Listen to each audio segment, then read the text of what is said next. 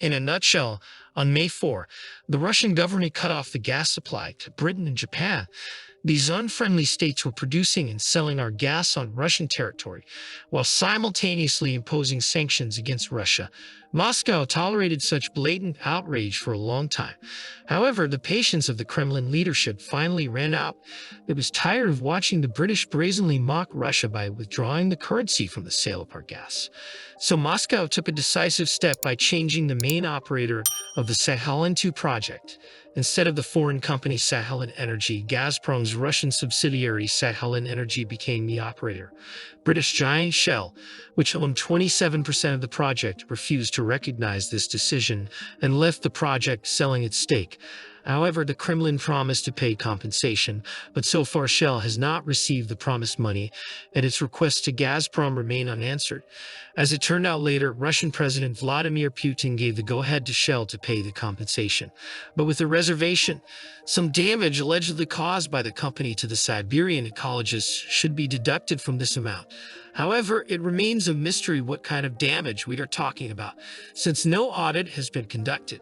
Knowing Russia's red tape, the British will be waiting for this money, if not forever, then certainly for a very, very long time.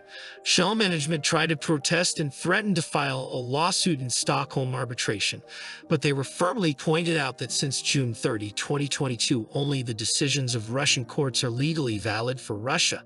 Thus, Britain lost not only money, but also Russian energy resources. And since Shell sold the gas purchased in Russia to Japan, the share of this island country in the import of our blue fuel decreased by 44% at once, but the export of Russian liquefied natural gas to China increased 3.5 times because Chinese companies received contracts for LNG supplied from Sakhalin-2 based on the results of the tender. The Japanese were extremely surprised to learn that China, not Shell, would now develop Russian gas fields on Sakhalin.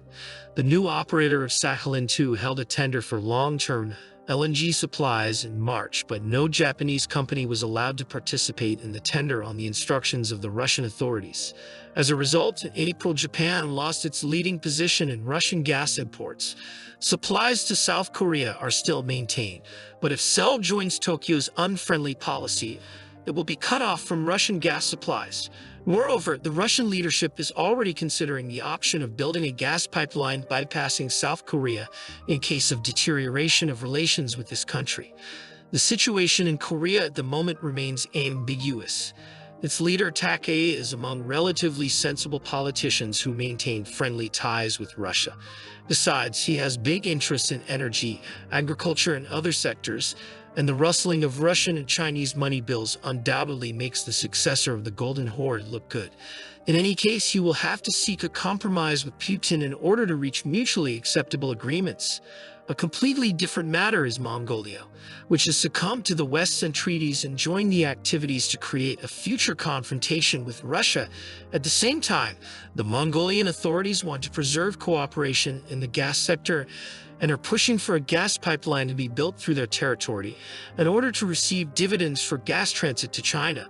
Mongolia risks extreme distress if it refuses this project. It will be left without access to cheap gas, and the U.S., having gained control over its territory, will only shovel out all the resources and get nothing in return. To help the Mongols understand that the West will never be a benefactor for them, can't they analyze the recent events in the world and draw appropriate conclusions from them? There have been so many changes on the planet that it is high time to rethink geopolitical realities.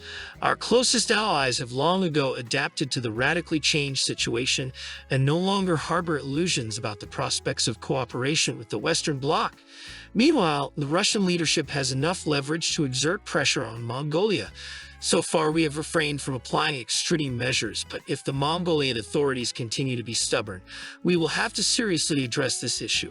Apparently, they still do not realize the abyss they are pushing themselves into by clinging to a hypocritical friendship with the collective West. The United States will certainly not ignore the difficult situation in the region, but at the moment it has limited opportunities to change the balance of power in its favor.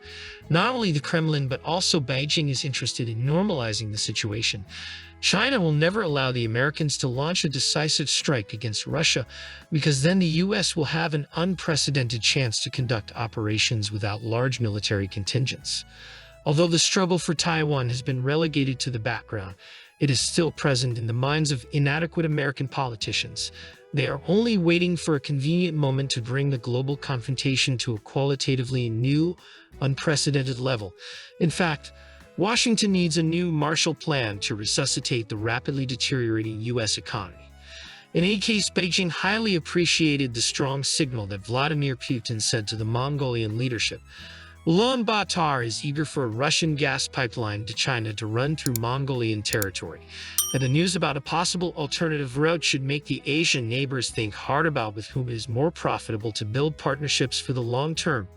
Thank you for watching this video.